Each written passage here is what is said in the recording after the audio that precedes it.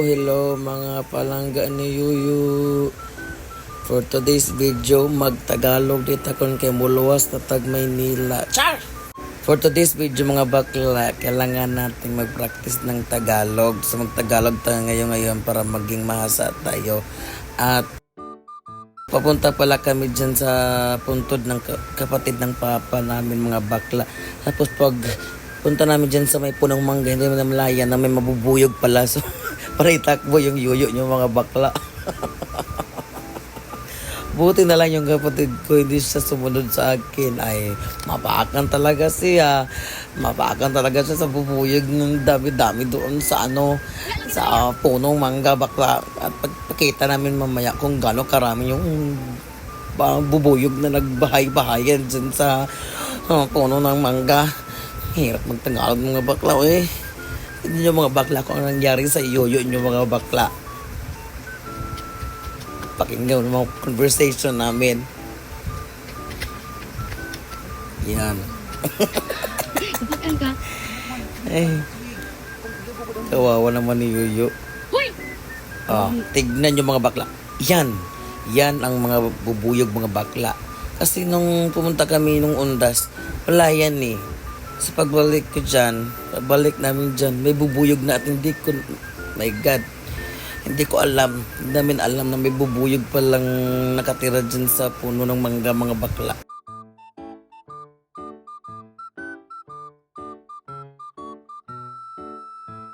Tuloy pa rin kami kasi ang baga nagpapaalam ako sa kanila na lusakat ng Maynila, gagabayan nila ako sa lahat ng mga gagawin ko doon.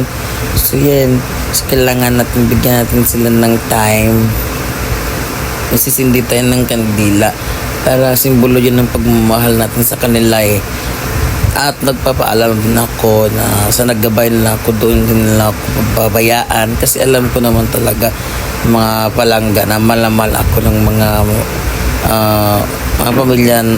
pamilya ko na sa kabilang buhay na.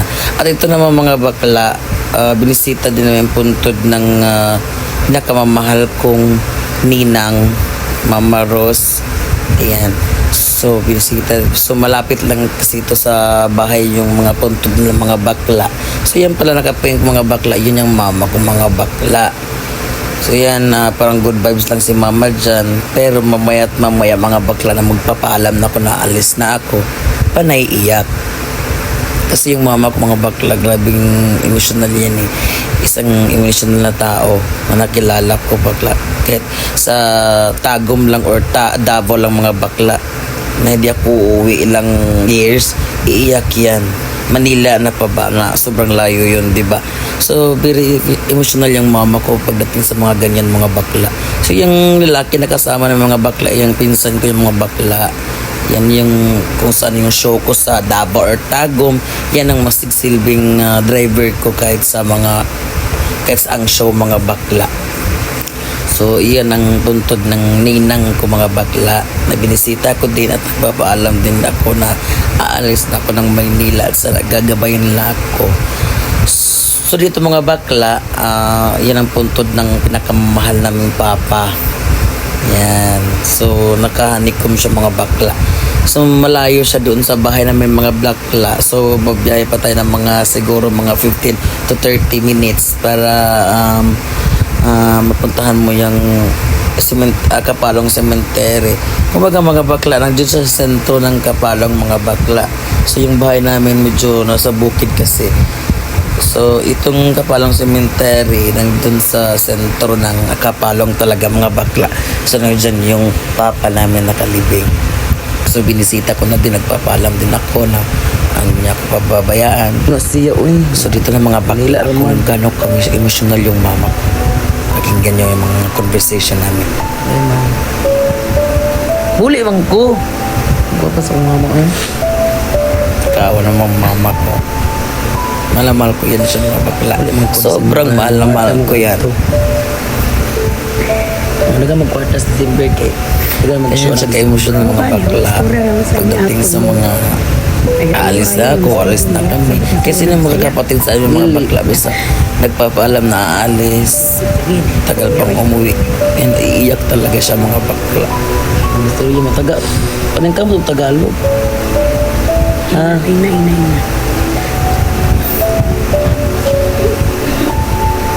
Tapos dito mga bakla na tumayo na ako, paalis na talaga ako. Hindi niya makayanan talaga ang bakla. Huli man ko, mabalik Yung ko yakap diri. niya sa likodan ko mga Mga bakla, guard ako sa sobrang December. higpit. Uli mahal yan eh. Kaya ka, Wala juga asa sorry tamat mga to. bakla, naging emotional na kasi. Nila naman. At makita ko talaga yung mama ko na umiiyak.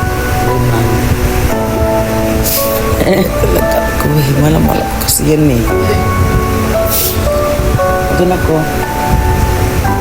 Ay, gila. Bye-bye man, love you. Hindi na maghilak eh. Mangyawat dito sa Manila. Kang mag-alala mag para natin ko dito maging maayos yung trabaho ko Ano, sige, dito ilan? para matulungan ko kayong lahat at huwag kayong mag-alala maging okay yung Mama ko nga. Kasag din. maging okay. Sige, lak ba? Kakilakon ko.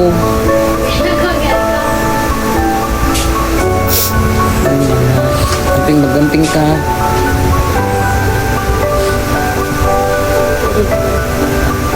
Ginahot na ko. Abay, I love you mahal. So dyan mga bakla, paalis na yan ako sa dyan yan mga bakla.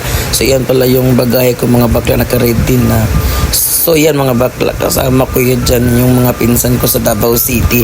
So ginabi ako mga bakla kasi sobrang traffic. So pagdating ko sa Davao City sa airport mga bakla, gabi na. So dyan mga bakla, pasakay na ako dyan ng aeroplano. Nandun ako sa airport, sa mismong Air Asia. So Air Asia pala yung sinakyan kong aeroplano. Shout out Air Asia, thank you for nice basta sa magandang serbisyo sa mga lahat ng mga sumasakay, sa mga passengers. So nandito na ako mga bakla, may boarding pass na tayo, nakaupo na tayo, antay-antay lang tayo. Kailan tayo i-announce na pwede na tayong sumakay. So dyan mga bakla, so nagpipilahan na yung mga tao kasi papasok na kami sa mismong aeroplano, Air Asia. Thank you so much Air Asia for nice service to all passengers. Thank you so much. So dyan mga bakla, no, gumalaw na yung pila natin. Papasok na tayo dyan sa mismong airplane. So yung upuan ko palangga is yung upuan natin is sa 5C tayo, doon tayo dapat uupo. Mangalawang time ko to na sumakay ng aeroplano mga bakla. Yung time na nakasakay ng aeroplano, yung pumunta ako doon sa Cebu City. At ngayon Manila tayo. Hello Manila nito mga bakla. So kasakit naman to sa bingi mamaya, yung engine, sobrang sakit talaga. Yan mga bakla, nakaupo na tayo mga bakla. Sino ka dyan? O ganda-ganda ng yoyo ninyo mga bakla, diba? Sino ka dyan yo? Pak! Ganda-ganda. Yan mga bakla, no? Yung papasok na yung ibang passengers. So nagdidimo na si Bibi Boy. Sobrang gwapo talaga mga bakla. Sobrang crush ko talaga. Ay, my God. Ang sarap-sarap ng Bibi, eh. Ang sarap-sarap ng Bibi. Mahal-mahal kang yoyo, Bibi, ha? Ikaw lang talaga mahal sa buhay ko. Wala na talagang iba. Ikaw na ba mahal ko sa lahat ng buhay ko? Ikaw lang talaga. Bye-bye, tutut, Bibi. Ikaw lang talaga mahal ko. Okay, bye-bye. Bye-bye, tutut, Bibi. So yung mga bakla, ito yung sentro ng Maynila. Sobrang ganda. So palanding na kami niyan mga bakla. Ready for landing na talaga kami mga bakla. So welcome to Manila. Nandito na tayo sa Manila mga bakla. My God, so mag-adjust tayo dito. Dapat magtatagalog tayo always dito mga bakla. Kasi hindi sila makaintindi sa mga sasabihin natin o sa mga binabagit natin ng Bisaya. So marami mga Bisaya dito mga bakla. Pero siguro hindi naman karamihan. So kailangan mo talagang magtagalog, mag-adjust ka dito mga bakla. So yan ang mga bakla, nakasakay na tayo ng joy. Ay, nagan. Kapag mag-voice over. Nakasakay na tayo ng joyride mga bakla. Para siyang angkas. Yes. At andito na si Dara. Ayan na, padating na si Dara! From Davao. Ayan na, oh. Ayan na siya. Correct. Pwede thank yung kay Kuyang Rider kasi napakabait. At hinatid siya dito. Siyempre, bigyan mo ng tip yan, Dara. Huwag kang kuripot. Ang laki-laki nakikitain mo dito sa Manila. Kuripot ka. Ayan na siya, magbabayad na siya. Tingnan natin yung ibabayad niya, guys, ha. Kung magkano. Magkano kuya yung yung kanyang 367 niya ito.